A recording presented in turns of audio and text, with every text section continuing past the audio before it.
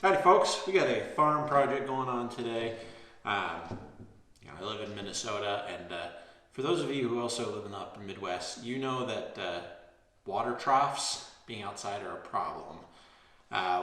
Where we got our steers, my wife and I, we're about 2,000 feet away from power.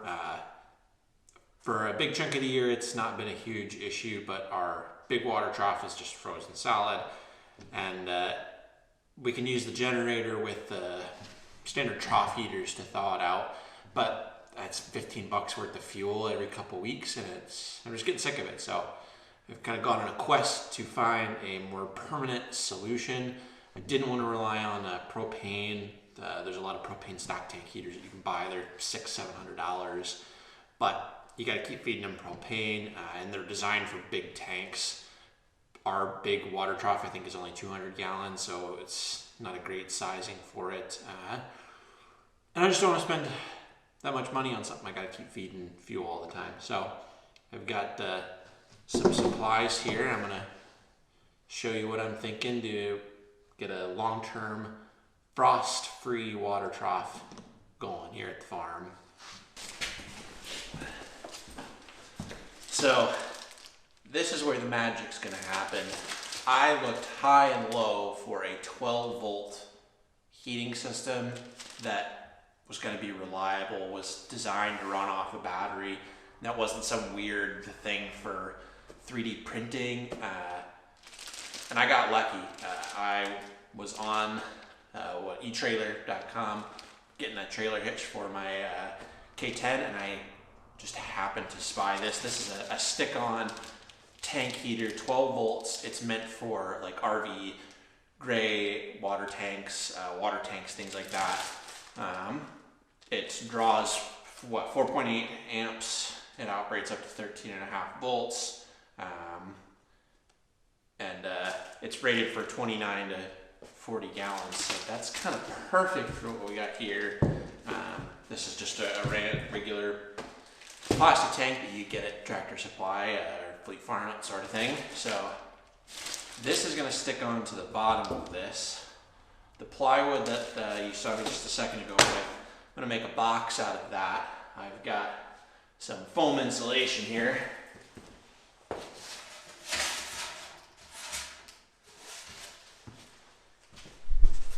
These are just 1 inch thick little panels. I think they're rated for 5.5, R5.5 or something like that. But they're going to insulate the outside of the box.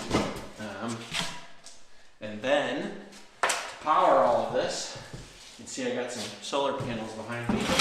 I got a controller. I got a battery floating around here somewhere, and a voltage regulator that'll shut the power off from the battery going to the heater if the voltage gets too low.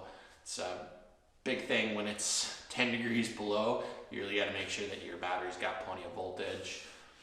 I know some limitations of this system. I've only got 200 watts of solar, and this is a 60 watt or something, 65, 70 watts, somewhere in there. So those two panels in perfect conditions will keep this heater running non-stop.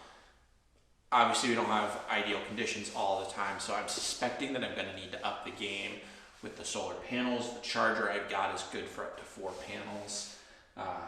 I know that the battery that I have is not big enough. It's just a regular car battery, but it's big enough that I can kind of do proof of concept, figure out the bugs.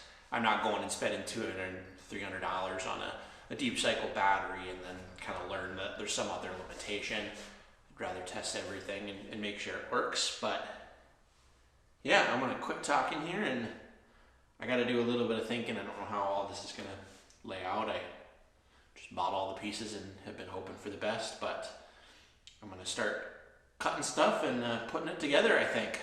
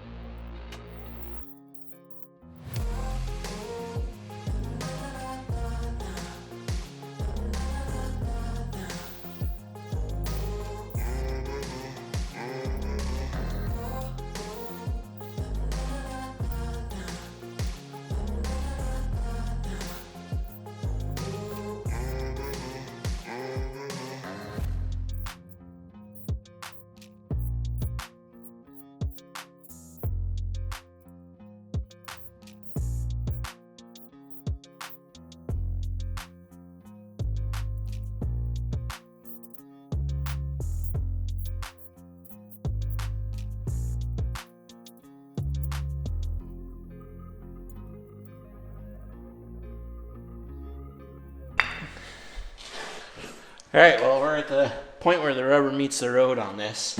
I've got this top, but I don't think that's enough to support the weight of this trough when it's full. I'd be concerned about it just bowing out over time on the bottom and breaking out. So it needs to be supported, and I hope this would happen, and I didn't really calculate it for it, but I'll cut this piece to go lengthwise here and another one on the other side, and I've got some 2x6s in the shed, and I'll cut two 2x6s to slide under like this one is, and then I'll slide foam in between the water trough and the 2x6s, and then I'll insulate. I'll put panels in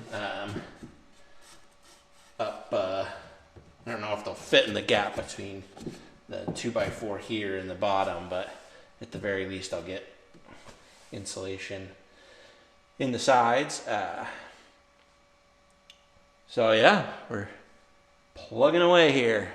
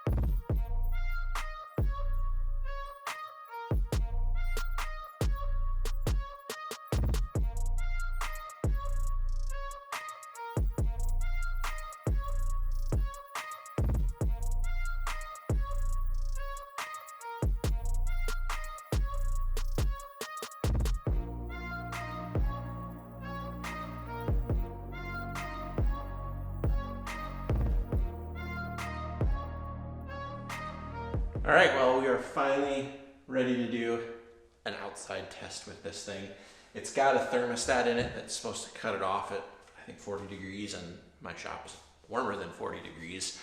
So when I plug everything in, I have no way of triggering it to turn on. So I got this thing propped up on my engine stand here, and I'm gonna take the whole thing outside and just let it sit outside for 20-30 minutes and see if it trips on the heat pad. This is not the final wiring. This plug is not going to go directly to the controller. I've got a voltage shutoff piece. I think I mentioned that before. So this has got to get wired to that. That has got to get wired to this. I'm not sure how I'm going to house everything ultimately, but this will kind of do proof of concept, and I can get it out to the farm, get it set up, and get it working for me, because the water trough for the boys right now is a solid block of ice, and I'm done dealing with it. So this has got to get used today, and it's already 12:15. So let's give it a test, make sure everything works, and then get it packed up in the truck and get it to the farm. All right, so I probably can't film a ton of this because this phone's camera's about to die. But I had the water trough all assembled, stuck it outside to do a test, and the heat pad was not warming up. This is what the inside of the heat pad looks like. I kind of just assumed that it was broken, jumped online, ordered some new ones, and then I had the thought, I was like, well, I'm going to tear it apart and try and figure out what even triggers this thing, because it says it's got a bimetal thermostat. That's the thermostat right there. When all of this is wired up, if I connect this without the thermostat, this warms up. It works just fine. So I don't know if it's an issue with the thermostat, what was going on, because it was definitely experiencing cold enough temperatures. And I'm sure if I checked the resistance for this right now, it's going to read continuity, which means that the thermostat is, well, in this case, that means it's closed, so it's on. But I don't want this thing to turn on when the water is in the temperature range. I want it to be on when the ambient air temperature is within the range anyway. So I've cut this back. I've got some aluminum in the truck and some plastic. I'm going to tape up the conductors on the side so that they're protected. I wish I had a good way of sticking something over this so it was kind of protected, but I got a chunk of plastic. I'm actually going to jerry rig this up so that it's functional again. Tape it down to a piece of aluminum. Yeah, so this side's protected, so as long as I tape these edges, the back of this can be exposed to metal.